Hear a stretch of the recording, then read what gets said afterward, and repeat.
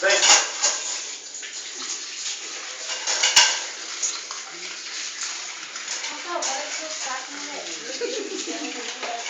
Não vai embora não, minha irmãzinha que tem um pulmão na cabeça. Ô mãe, quem mandou falar que ela tem um pulmão na cabeça? Eu tô horrorizado até agora. Você é idiota. Ô mãe, que dia, Jéssica? Como pode? Aquele dia eu quase passei mal.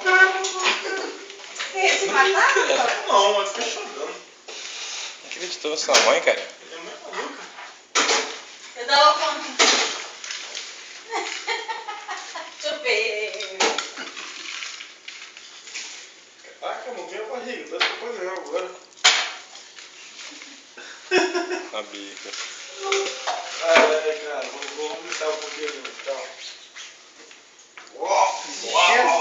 Não, Isso é muito burro, cara. eles vão virar. Tem um lerdão aí no meio.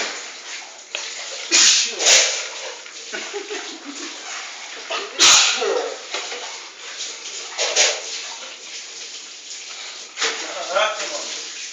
Agora vamos soltar pipa comigo.